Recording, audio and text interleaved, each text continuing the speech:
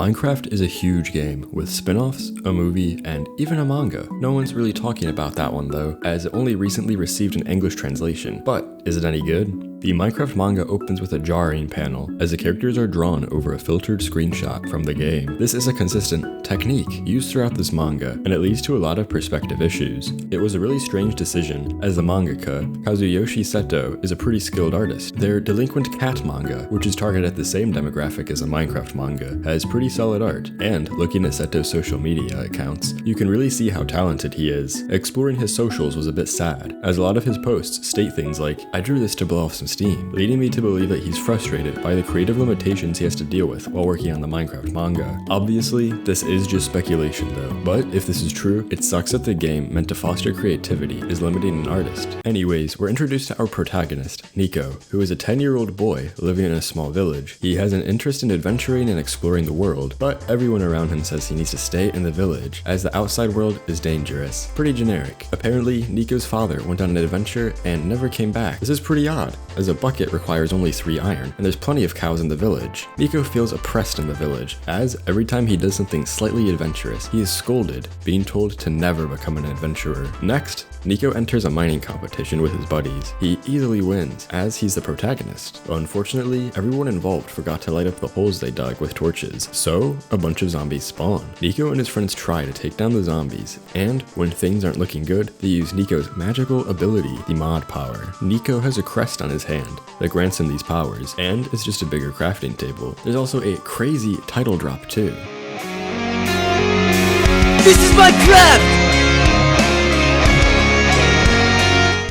Using the mod power, Nico crafts a giant sword and defeats the mobs. After taking out the zombies, everyone realizes that Nico is more than ready to become an adventurer, and he leaves the village, searching for the end of the world. Overall, this is a pretty generic first chapter. Nico has a pretty bland personality, seeming like every shonen protagonist ever. He wants to explore, people stop him, and once he proves himself, he's able to do whatever he wants. I feel like I've read this story millions of times. Another issue is that there really isn't anything to make this specifically Minecraft related. Sure, there's the monsters and the screenshots, but that's pretty much it. The mod power is basically just summoning items, and summoning is definitely not a new, unique ability at all. Hopefully, things will get better in the upcoming chapters. If you're enjoying this video, make sure to like and subscribe so you can watch more videos just like this one. The first major issue Nico encounters on his adventure is hunger, as he had foolishly eaten all the provisions he received from the village. While he's starving, a strange figure approaches him and tries to steal his loot. The figure looks like a zombie, but it turns out to be a human with a mod power. Apparently, there are different kinds of mod powers, and this one makes people look like monsters. Some have positive effects, while others are more akin to curses. This not zombie is named Gray, and he's also trying to reach the end of the world so he can unzombify all the zombies. Gray gives Nico food, and they make a shelter for the night and become friends. At least, that's what we're meant to think. When Nico goes to sleep, Gray betrays him, stealing his loot and fleeing their shelter. Gray is attacked by skeletons, and just when things start looking bad, Nico jumps in and saves him with his mod power, and they rekindle their friendship. I actually really like the contrast between Nico and Gray. Nico is someone who is blessed by the mod power, while Gray was cursed by it. Similarly, Nico wants to journey to the end of the world because he enjoys exploring and stuff, while Gray doesn't want to journey to the end, but he has to if he wants to save all the zombies. Obviously, this isn't the deepest scene in the world, but it could be the start of something more complex. On the other hand, the art is still kinda subpar, with the backgrounds being screenshots feeling cheap and ruining character moments. They are also pretty distracting and hard to get used to. Next, Nico and Gray must cross a desert, but they quickly run out of water. Thankfully, they stumble across a village, and we see the villager design. They just look like normal players, which is rather disappointing. Anyway, there isn't really any water at the village, as some pillagers stole it, so the duo must take them out and get the water back. Like the villagers, the pillager designs are pretty underwhelming and just look like regular players. Nico, Gray, and a villager fight the pillagers, and using his mod power, Nico crafts a giant bucket and washes the pillagers away with the water they stole. He refills the village's water source and saves the day. Once again, another pretty boring chapter. We didn't learn anything new, and it did not advance the plot. it's kinda just filler, which is pretty disappointing. The solution of making a giant bucket was kind of creative, I guess, but the way it was executed was pretty lousy. Dumping water on a bunch of pillagers isn't particularly exciting. I will say the fight choreography is pretty solid though. You can clearly see what's happening, and the paneling makes the fights feel fast-paced and entertaining. I fully believe that Seto has huge potential as a mangaka, and hopefully after he finishes working on the Minecraft manga, he can make something closer to his style. The next chapter opens with Gray being taken away by a phantom, which is easily solved by Nico using his mod power to craft another giant sword and cutting it down. I find it a bit frustrating how Nico can just use his super overpowered ability to solve every problem. It is much more satisfying when characters have to overcome a struggle with their wit or strength, rather than a magical power that's just bestowed upon them. Earning victories is way cooler than unearned ones. Anyway, Nico and Gray encounter a valley, and some miners tell them that an old guy has set up a bunch of traps down there to protect his treasure. The duo go to explore the valley, and they fall for the guy's traps instantly. Eventually, they find a monster spawner and an old guy, and apparently, the old guy modified the zombie spawner to dispense zombies on our heroes. Once again, Nico uses his mod power to craft a block that launches the zombies back at the old guy. They defeat him, steal his treasure, and run away. It is so frustrating how Nico just uses his ability to solve every single problem. Gray is pretty much useless too, and Nico just hard carries with his super overpowered ability. In the final chapter of the volume, Gray teaches Nico how to use a bow, and they meet a ninja named Yamabuki. Yamabuki challenges Nico to a fair duel, and Nico accepts. Yamabuki uses 2 obsidian swords, which apparently Nico's dad had crafted and given to him when he was young. Nico's dad also had the mod power, so it makes sense. And this manga came out before netherite was added to the game, so I don't fault Seto for adding these. Anyways, Yamabuki beats up Nico, getting him down to 1.5 hearts. Nico decides to use his mod ability to craft a giant shield, and Gray shoots Yamabuki with his arrows, defeating him. So much for a fair fight. Gray promises Yamabuki that he will fight him after he reaches the end of the world, and Yamabuki states he will also go to the end of the world to become the strongest warrior, and that's how the first volume ends. Overall, this manga was super disappointing. The protagonist is generic, the challenges are not really Minecraft related, and the art is subpar, mostly due to the limitations that Seto had to face. Mostly due to the limitations of the blocky style and the screenshots being used as backgrounds. Despite this, I did enjoy the fights, and I think that's one of Seto's strengths. I hope he leans into it more down the line. There are 11 volumes out in Japan right now, so this manga is doing pretty well over there, but that's most likely due to the popularity of Minecraft as opposed to the manga being terribly good. There is only 1 English volume out right now, so hopefully in the future we can see some improvement. Thank you all for watching and for your recent support. Later, gamers.